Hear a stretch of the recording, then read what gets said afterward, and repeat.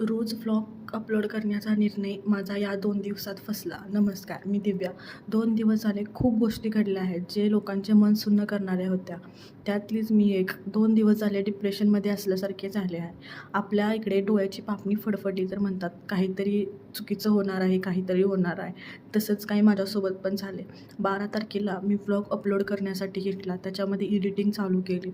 सकाळपासून माझी पापणी फडफडत होती. मी सहज या गोष्टी मानत नाही, म्हणून मी ती गोष्ट इग्नोर केली. त्याच्या थोड्या वेळानंतर माझ्या एका मावस मामाचा फोन आला. तो माझ्या आजीला म्हणाला, की माझी पापणी फडफडत आहे, काहीतरी उपाय सांग. ॲट अ टाईम त्याची पण पापणी फडफडत होती. तर मी तरी पण तो विषय तिथंच क्लोज केला. मी ती गोष्ट इग्नोर केली. काही टाईमनंतर एक न्यूज आली प्लेन क्रॅशची. बघून खूप भीती वाटली. डोक्यातून जाईना सगळे. त्याच्यानंतर अजून एक न्यूज आली. आमच्या गावामधला एक व्यक्ती होता. त्याचे सिल्वर अँड गोल्ड रिफायनरी होती आणि त्यांची जी भट्टी यूज करत होती ती गॅसवरची भट्टी होती. आणि तो जो व्यक्ती होता आमच्या गावातला खूप श्रीमंत व्यक्ती होता. त्यांना खूप जण ओळखत पण होते. त्यांच्या दुकानामधले गॅसचे सिलेंडर फुटले आणि कोणीही वाचलं नाही. सकाळी त्याच्या मामाचा फोन आलेला. त्याच्यात ते ओळखीचे खूप होते. त्यांना खूप वाईट वाटलं या गोष्टीचं.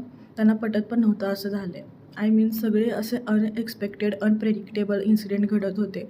कोणालाही वाटलं नसेल की असे होईल. त्यानंतर मी सकाळी व्लॉग अपलोड नाही केला. माझा मूड खूप खराब झालेला हे सगळं बघून. नंतर संध्याकाळी मी रील्स स्क्रोल करत झोपले होते. रात्री 12च्या नंतर म्हणजे 13 तारखेला पहाटे करेक्ट 12:06 या टाईमला मला एक पोस्ट दिसली. त्यामध्ये CM जे होते गुजरातचे, त्यांचा लकी नंबर 12/6 होता. ते ह्या प्लेन क्रॅशमध्ये एक्सपायर झालेले. नंतर पहाटे 13 तारखेच्या पहाटेला करेक्ट 12:06 या टाईमला मला ही पोस्ट दिसली. त्यामुळे मी खूप जास्त घाबरले. नंतर हाफ आवर नंतर मी माझ्या आईला फोन केला. नंतर ते पंढरपूरला गेले होते दर्शन करण्यासाठी. ते रिटर्न येत होते. मी त्यांना एवढंच म्हणले, की तुम्ही ठीक आहे ना? कारण सकाळपासून जे सगळ्या गोष्टी घडत आहेत, जी माझी पापणी फडफडणे वगैरे ह्या न्यूज येतात, त्याच्यामुळे मी ह्या गोष्टी सिरियस घेतल्या. थोड्या वेळाने आमच्या फौजींना सांगितले मी, की त्या पोस्टबद्दल मला खूप टेन्शन आलेलं होतं. त्यांनी मला शांत केलं आणि समजून सांगितलं, की काही नाही होणार, शांत राहा तू, टेन्शन घेऊ नको. रात्री 2पर्यंत मला झोप लागली नाही ओव्हर थिंकिंगमुळे.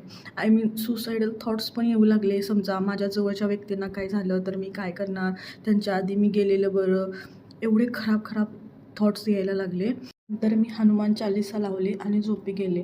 आणि कालपासून तर खूप तर्कवितर्क सुरू झाले आहेत.